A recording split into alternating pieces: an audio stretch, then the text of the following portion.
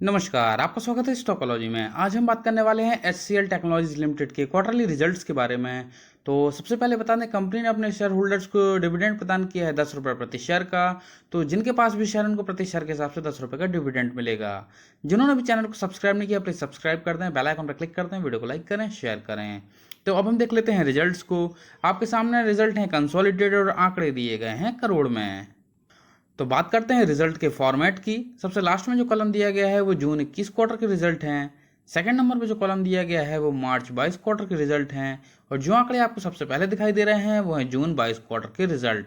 तो यहाँ पर अब हम देखेंगे टोटल इनकम को।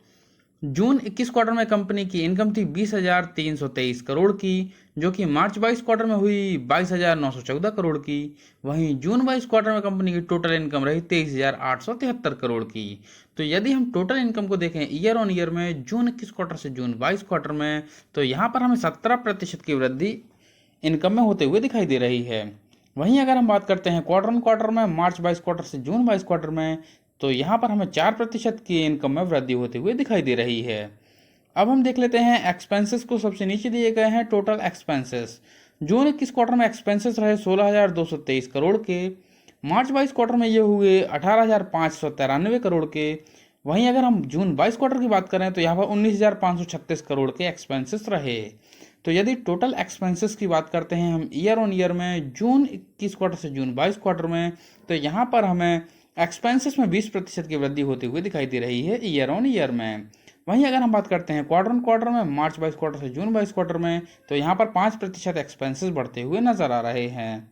अब हम बात कर लेते हैं प्रॉफिट एंड लॉस स्टेटमेंट की। तो 5th नंबर पॉइंट दिया गया है प्रॉफिट बिफोर टैक्स। जून 21 क्वार्टर में 4,100 करोड़ के प्रॉफिट बिफोर टैक्स थे, जो कि मार्च 22 क्वार्टर में 4,320 करोड़ के हुए। वहीं जून 22 क्वार्टर में 4,337 करोड़ के प्रॉफिट बिफोर टैक्स रहे। तो यदि हम प्रॉफिट बिफोर टैक्स की बात करते हैं ईयर ऑन ईयर में, जून 21 क्वार्टर से जून 22 क्वार्टर में, तो यहाँ पर हमें प्रॉफिट बिफोर टैक्स में 6% की वृद्धि होते हुए दिखाई दे रही है। अगर हम बात करें क्वार्टर ऑन क्वार्टर में, मार्च 22 क्वार्टर से जून 22 क्वार्टर में, तो यहाँ पर हमें कंपनी के जो प्रॉफिट बिफोर टैक्स हैं उसमें मामूली सी बढ़ोतरी दिखाई देती है। अब हम बात कर लेते हैं कंपनी के नेट प्रॉफिट की। तो 7th नंबर पॉइंट दिया गया है profit for the period oblique year. June 21 quarter में 3,213 करोड़ के नेट प्रॉफिट थे। मार्च 22 क्वार्टर में ये 3,599 करोड़ के हुए। वहीं जून 22 क्वार्टर में 3,281 करोड़ के नेट प्रॉफिट रहे। तो यदि हम नेट प्रॉफिट को देखते हैं ईयर ऑन ईयर में, जून 21 क्वार्टर से जून 22 क्वार्टर में, तो यहाँ पर हमें 2% की वृद्धि नेट प्रॉफिट में ईयर ऑन ईयर में होते हुए दिखाई दे रही है। अगर हम बात करते हैं क्वार्टर ऑन क्वार्टर में, मार्च 22 क्वार्टर से जून 22 क्वार्टर में, तो यहाँ पर हमें कंपनी की जो नेट प्रॉफिट हैं वो घटते हुए नजर आ रहे हैं क्वार्टर ऑन क्वार्टर में। तो ओवरऑल अगर हम रिजल्ट्स की बात करते हैं तो कंपनी का ईयर ऑन ईयर परफॉर्मेंस में सिर्फ 2% की वृद्धि हुई है, 2% के प्रॉफिट बढ़े हैं। अब हम बात कर लेते हैं कंपनी के एसेंशियल्स की। तो कंपनी का मार्केट कैप है 2,51,773.85 करोड़ का। नंबर ऑफ शेयर्स जो मार्केट में अभी ट्रेड कर रहे हैं वो है 271.37 करोड़। शेयर के अगर हम पीबी रेशियो की बात करते हैं तो यहाँ पर 5.91% का दिखाई दे रहा है। अगर हम बात करें डिविडेंड यील्ड की तो वो 4.27% का है। तो कंपनी डिविडेंड प्रदान करती है। कैश की बात की जाए तो कंपनी के पास 5,056 करोड़ के कैश रिजर्व हैं। वहीं अगर हम बात करते हैं प्रमोटर्स की होल्डिंग्स की तो वो है 60.72% की। तो प्रमोटर्स की होल्डिंग्स ठीक नजर आ रही है। सेल्स ग्रोथ की बात की जाए तो यहाँ पर 9.21% की सेल्स ग्रोथ है। वहीं अगर हम आरओसी को देखें तो वो 30.89% का है। एंटरप्राइज वैल्यू की बात करें तो यहाँ पर 2,46,942.85 करोड़ की एंटरप्राइज वैल्यू है। अगर हम शेयर के पीई रेशियो की बात करें तो वो 23.15 का है, जो कि काफ़ी अच्छा है। फेस वैल्यू की बात की जाए तो वो 2 रुपये है। वहीं अगर हम देखते हैं बुक वैल्यू को तो वो 156.95 रुपये है।